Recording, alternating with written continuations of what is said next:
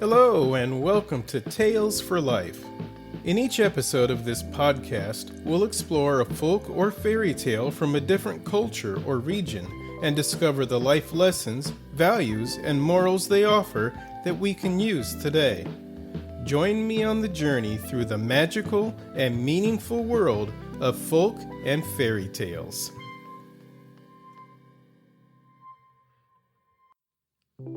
Welcome, story lovers, to another episode of Tales for Life, the podcast that journeys through life one tale at a time. I'm glad you've taken some time out of your day to hang out with me for a bit, and today I'm going to share two tales with you. They're short, but the takeaway is something that sticks with you for a really long time. I've called this episode, Just Don't Stop. We all have goals we're trying to hit, right? Maybe it's something quick and short-term, like finally tackling that messy garage over the weekend or getting a stubborn project off your desk by Friday. Or maybe it's more of a midterm thing, like building up the stamina to run a 5K or budgeting for a family vacation. Then there are those big, scary, long-term dreams, the ones like changing careers entirely, writing a book, or working hard to build a great relationship. No matter what it is, we all want to get somewhere. Honestly, that's just what living is all about, isn't it? Moving forward, pushing ourselves, and growing. But let's be real. It's never a smooth ride. Obstacles just pop up out of nowhere. Life happens. You get hit with an unexpected bill, a family emergency, or you're just plain exhausted. It gets tough. But often, the real danger isn't that the path is too difficult. It's that the process can get incredibly boring. The day-to-day work of reaching a goal almost never feels like the shiny object at the finish line. It's repetitive. It's tedious. And a lot of times, it's just not fun. And that's the moment when so many of us throw our hands up and walk away. But that right there is the dividing line. That's what separates the people who hit their goals from the ones who don't. The achievers aren't smarter, richer, or naturally better at it than you. They just keep going. This isn't some brand new piece of modern productivity advice either. It's a basic truth about human nature that people have understood for centuries. They knew all about this grind, and they used to talk about it in the stories they shared around the fire. Today, I've got two brief tales that show exactly how our ancestors looked at this exact same struggle. We're going to start way back in the golden age of ancient China with a legend about a young boy who eventually became one of the greatest poets in history, even though he almost threw in the towel before he even got started. This is a retelling of the traditional legend about the great Chinese poet Li Bai, titled The Pestle and the Poet.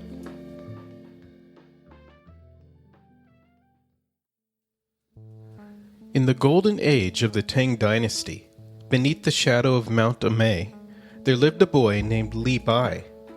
Nature had blessed him with a mind as quick as a mountain stream, yet like water, he always sought the path of least resistance. He found the study of the classical text tedious, the memorization of characters a heavy burden. When his tutor's back was turned, Li Bai would slip away from his desk to chase butterflies through the bamboo groves, preferring the effortless freedom of the wild to the quiet discipline of the scholar's bench. His mind was a fertile field, left unplowed. He made little progress, for he feared the hard labor of cultivation. One bright afternoon, having abandoned his lessons early, Li Bai was wandering along the banks of a rushing river. Above the sound of the water, he heard a steady, rhythmic scraping. Shurr, shurr, shurr. Curiosity drawing him through the reeds, he discovered a woman of advanced years, her hair as white as river foam, her face carved with the deep lines of a long life. She knelt upon the damp earth, grasping a massive iron pestle. the heavy, blunt tool used by apothecaries to crush stone and root. With agonizing slowness, she was dragging the thick iron bar back and forth across a massive, flat boulder. Li Bai watched her for a long time, his brow furrowing. Unable to contain his bewilderment, he stepped forward, bowed, and spoke. "Venerable Mother," he said, "forgive my intrusion, but why do you wear away your strength against this stone? That iron is thick and unyielding, yet you rub it as though it were a piece of soft jade." The old woman did not cease her labor. Without breaking her rhythm, she looked up, her eyes bright and clear. "I am grinding this pestle," she said softly, "to make a fine embroidery needle." The boy stared at her, a laugh escaping his lips. "A needle? From that? Good mother, you might labor until the river runs dry and the mountains crumble into the sea, yet that iron will remain a club. A lifetime is too short for such a task." At this, the old woman paused. She rested her calloused hands upon the iron bar, looked out over the rushing water, and smiled gently. "Young master," she said, nodding toward the river, "how does this water split the canyon walls? It has no teeth, it has no hands, it is soft, yet it carves the granite." She tapped the heavy iron bar. "It is true the iron is thick, but every day that I pass it across this stone, it becomes thinner than it was when the sun rose. If the river can reshape the mountain one drop at a time, why should I doubt that I can reshape this iron one stroke at a time?" Her words struck Li Bai like the sudden tolling of a bronze temple bell. He looked from the massive iron pestle to the frail, determined hands that held it. He saw that her power did not come from wealth or luck or natural strength, but from the simple, unbending will to take one more stroke against the stone. Shame washed over him as he thought of his abandoned books and his half-learned lessons. He had been defeated by mere paper and ink, while this woman worked to conquer iron. With a low and reverent bow, Li Bai thanked the elder and turned back toward his schoolhouse. He fled no more from his studies. Whenever his mind grew weary or the lesson seemed too vast to conquer, he would close his eyes and hear the steady shurr, shurr, shurr of the iron against the stone. He applied himself with an iron will of his own, grinding away his ignorance day by day until his mind became as sharp and brilliant as a polished needle. And in time, he became the immortal poet whose words are still spoken across the world more than 1,000 years later. It's a beautiful thought, isn't it? Just focusing on the iron dust on the rock at the end of the day.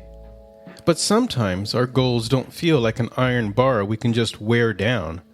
Sometimes they feel like a puzzle we don't have the strength or the luck to solve. And that brings us to our second story, a classic from Aesop that you might think you know, but it hits a whole lot differently when you look at the grueling work happening between the lines. This is The Crow and the Pitcher. A crow, half dead with thirst, came upon a pitcher which had once been full of water. But when the crow put its beak into the mouth of the pitcher, he found that only very little water was left in it, and that he could not reach far enough down to get at it. He tried and he tried, but at last had to give up in despair. Then a thought came to him, and he took a pebble and dropped it into the pitcher. Then he took another pebble and dropped it into the pitcher. Then he took another pebble and dropped it into the pitcher. Then he took another pebble and dropped it into the pitcher. At last, he saw the water mount up near him, and after casting in a few more pebbles, he was able to quench his thirst and save his life.